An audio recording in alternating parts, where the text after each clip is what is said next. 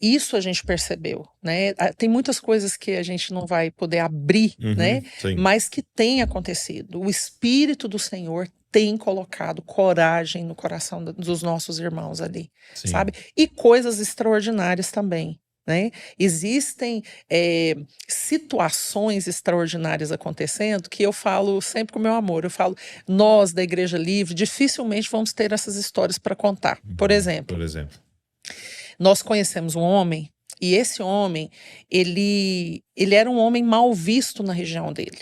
Pelo mau caráter, ele tinha assim uma vertente de violência, até mesmo com a família. Ele perdeu a família por causa dessa violência, por causa da agressividade, né? E ele era um homem temido na região. E um dia, esse homem entra num banheiro público da sua cidade e quando ele vai se higienizar, existem várias folhas de livros ali disponíveis para essa higiene. E ele puxa a primeira folha. E aí, quando ele pega a folha de livro para se limpar? Para fazer a sua higiene, né? Ali. Vários livros rasgados e tal. Quando ele puxa essa porção do livro para fazer a sua higiene, era uma porção da Bíblia na língua mãe desse homem. Ele pega a folha e ele se interessa. E os olhos dele caem sobre o versículo: arrependei-vos, porque é chegado o reino de Deus. Ele sofre um impacto. Ele pega aquele pedaço, ele leva para casa, ele não usa, e ele começa a ler. Ele começa a devorar as escrituras.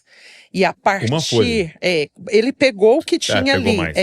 Então, a partir daquela porção, ele começa a experimentar do Cristo. E o resultado é que ele tem uma conversão a partir de uma porção das escrituras. A conduta daquele homem, Douglas, começa a mudar. Ele tem uma experiência com Jesus.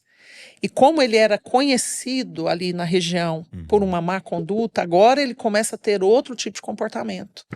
Ele tinha um câncer e ele é curado do câncer. A esposa que tinha saído de casa para preservar a si mesma e os filhos, começa a perceber a mudança, volta. O que aconteceu? Ele proclama o Cristo para ela. A família inteira se converte.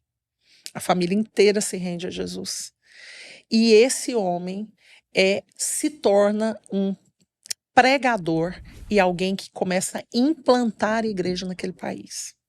E ele começa a disseminar o evangelho debaixo dos riscos que ele corria. Então, ele faz isso numa região, ali por volta de 2008, Deus o chama para outra região, que foi essa região onde nós ficamos sediados e o conhecemos.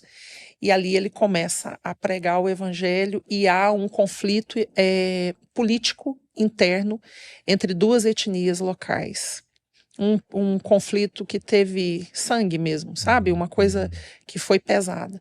E esse homem foi o pacificador desse conflito. E ele também foi um homem que deu guarida e que deu esconderijo e que poupou a vida de muitos cristãos naquele lugar. Hoje, esse homem ele não é um senhorzinho, mas ele já é um senhor com filhos, com netos. Ele é considerado pelos locais um herói da fé. Porque ele foi um instrumento de Deus para preservar a vida de muitos homens, mulheres e crianças que amam Jesus naquela região. Ele é muito respeitado. A gente teve a alegria de sentar na mesa com ele, a família, a esposa, e ele é um homem extremamente alegre. Demais. Ele é um homem divertido, ele é alegre, ele é feliz. Se nós não tivéssemos sabido da história antecedente, dificilmente nós creríamos que aquele homem seria aquela pessoa que foi dita a nós. Então, coisas extraordinárias acontecem em regiões assim. O Espírito Santo está fazendo o reino de Deus avançar. E em alguns momentos, ele não vai usar o homem para isso. Talvez pela ausência do homem, né? Pelo poder de Deus, a maneira que Deus decide se manifestar. Então, isso traz muita coragem para nós também, sabermos que Deus está comprometido com a proclamação do próprio evangelho dele. Sim. Então, se o próprio Deus se compromete, o que resta para nós? Não tem outro caminho. Porque missão é se juntar ao que ele está fazendo, Exatamente. né? Não queira nunca fazer algo que ele não está fazendo. Quando Paulo nos identifica na primeira carta aos Coríntios, dizendo vocês são cooperadores de Deus, a palavra é sunergo. E sunergo também significa aquele que se aliança com Deus para cooperar com o que Deus está fazendo. Então, nós estamos falando de um Deus sem ausência, um Deus que não tem crise de identidade, um Deus que não está se sentindo rejeitado e que não precisa de absolutamente nada. Esse Deus que é capaz de fazer todas as coisas mudarem, nos chama para cooperar com Ele. Eu tive uma experiência, foi assim, muito simples, mas muito importante para mim, para entender isso. Um dia eu estava no mercado, na fila, e eu senti assim, o Espírito Santo falando comigo, fala de Jesus para esse rapaz na sua frente, né? E eu olho na fila e fala de Jesus para esse rapaz. Só que o rapaz estava de fone. Ouvindo uma música, alguma coisa. E eu, assim, sou um cara meio, né? A maioria da gente, eu não gosto de incomodar, né? Você tirar o fone, né?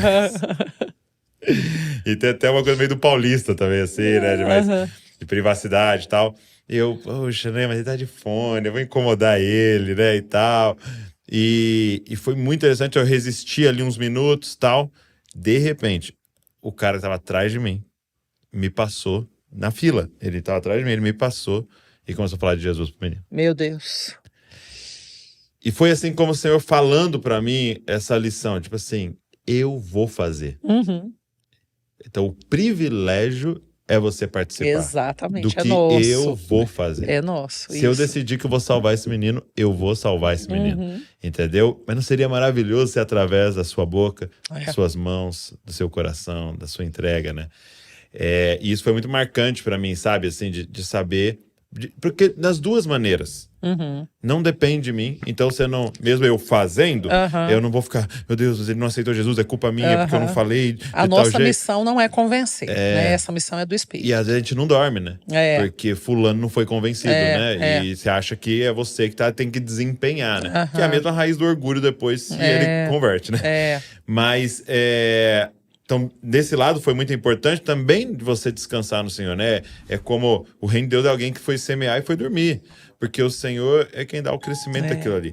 Agora, do outro lado é verdade também, né? De tipo, cara, que privilégio.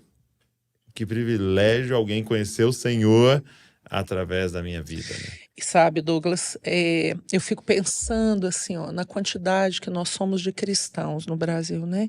Falando da nossa realidade. E um ponto que nos chamou muita atenção nessa viagem é que por todos os lugares que nós passamos, mesmo diante de todas as necessidades financeiras, do risco, né, de todo o clima que envolve aqueles lugares, eles têm um pedido de ajuda por pessoas, sabe? Eles pedem para que a gente atravesse a Macedônia e possamos ser instrumentos de ajuda. Essa carência de trabalhadores que Jesus já previu quando viu a grande seara, ela é real, ela é contemporânea.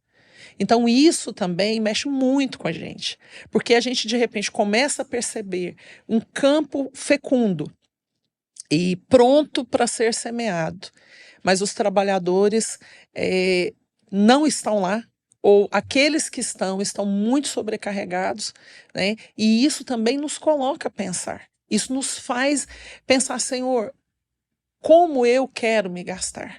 De que forma? De que maneira eu quero ser gasta pelo Senhor? Então isso nos macula muito. A nossa casa é muito maculada por isso. A gente sempre quer ficar. Sempre. A gente sempre quer ficar. E se nós não tivéssemos uma orientação divina específica para retornar, eu acho que nós já teríamos ficado em vários lugares. Sabe? Então, nós conhecemos homens e mulheres, Douglas, numa simplicidade.